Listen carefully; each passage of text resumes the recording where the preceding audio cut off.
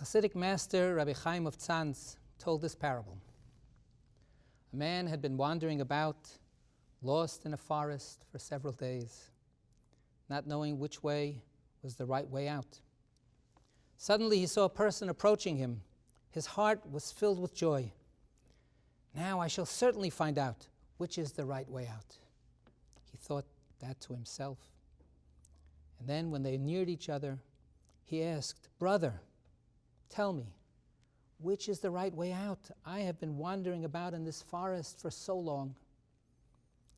Said the other to him, "Brother, I do not know the way out either. For I too have been wandering about here lost for many, many days.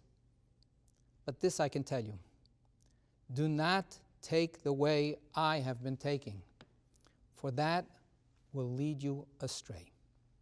And now, let us look together for a new way out." And Rabbi Chaim Tzanzer added, "So it is with us. One thing I can tell you, the way we have been following this far, we ought follow no further, for that way leads us astray. But now, let us look for a new way." Yesterday I spoke about how important it is for us to recognize that our old paths have led us astray as a society, and that we need to find new ways out of our present predicament. The light that can help us to find that new way is our constant commitment to the preciousness of every human being simply as a human being. We have tried the approach of selective preciousness, of graduated hierarchical preciousness of people. So trying to turn back to that path will only lead us more deeply into our forest of darkness and death.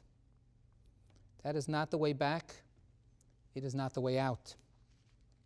I speak of preciousness. That is a word of valuation. Instead of valuing people by criteria such as skin color or education or religious group or income bracket, the ultimate equalizing criterion is only that we are all human beings.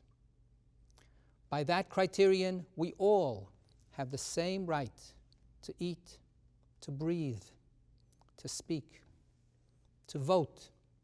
It's only 100 years since we understood that women have a right to vote. We all have the right to be safe, to have a chance at health, and when we are sick, to have proper care. This is how we would treat anyone we valued, anyone who was precious to us. Precious. That's the word I use to speak out against the false weights and measures we presently use to determine each person's value and the treatment they deserve. However, there is another word that I avoided using. That word is holiness. I avoided it because it's a term from the realm of religion. Or rather, it's a term from a certain way of engaging in religion. And that has mostly not been our path. Our religious path, individually and as a community, has been mostly characterized through values such as community and meaning. We seek out religious experiences for their promise of granting us an enhanced sense of togetherness and fulfillment. I am very far from minimizing those values. Those values sustain us just as much as a chunk of bread and a glass of fresh water, and we need them just as much. But the values of community and fulfillment do not exhaust the potential realities we should be connecting to. And by themselves, they are inadequate to help us get out of the forest. The iniquities that we have only now started to realize have really been plaguing us for so long cannot be addressed by a set of policies founded on self-interest. That is not the way out. The The free market is not an intriguing idea that we need to study. It is a gross historical failure that has proven to be incapable of assigning true value to anything in this world. Ayn Rand is not a courageous, provocative thinker. Her thought seeks to build an architecture of a privileged fortress for the few at the cost of massive suffering for everyone else. Consumerism is not an innocuous expression of freedom.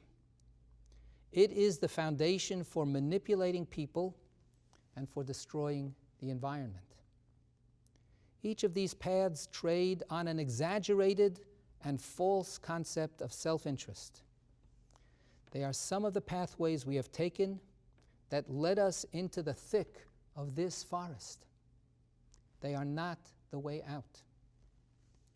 We have been on these false pathways for so long, we hardly have the strength to consider trying any other pathways.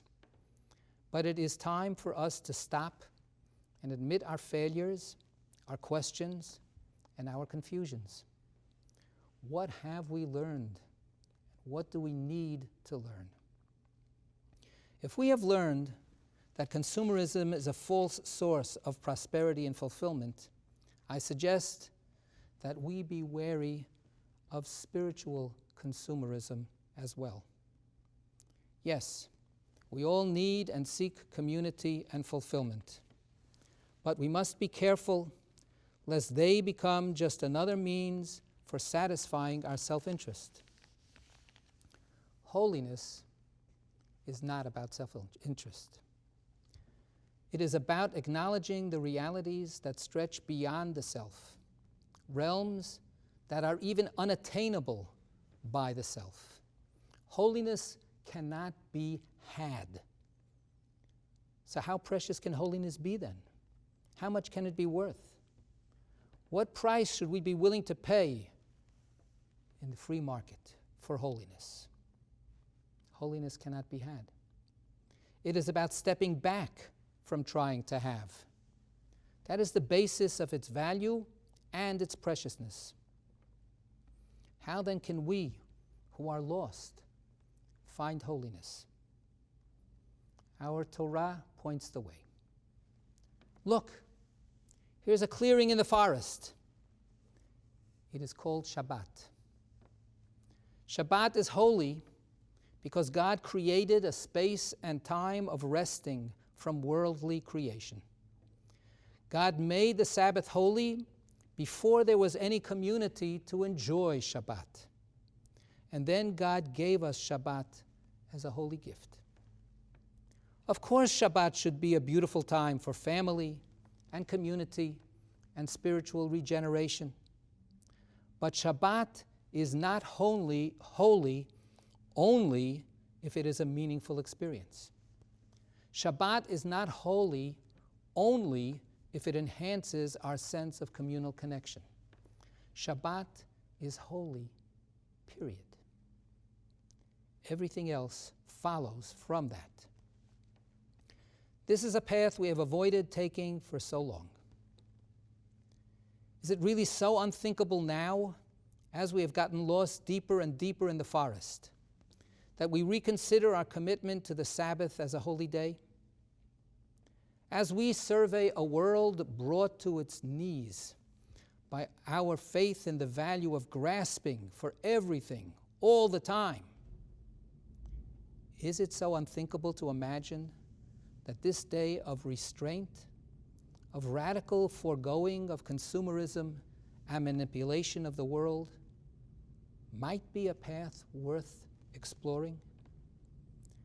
To apprehend holiness is to learn reverence and humility. Two values sorely missing from the contemporary world we lived in pre-COVID.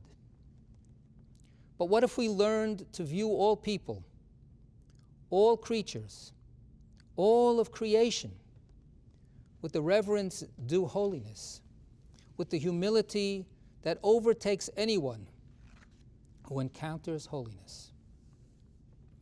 We have not yet really tried to walk on that path. But we know that the paths we have followed have led us into a forest of doom.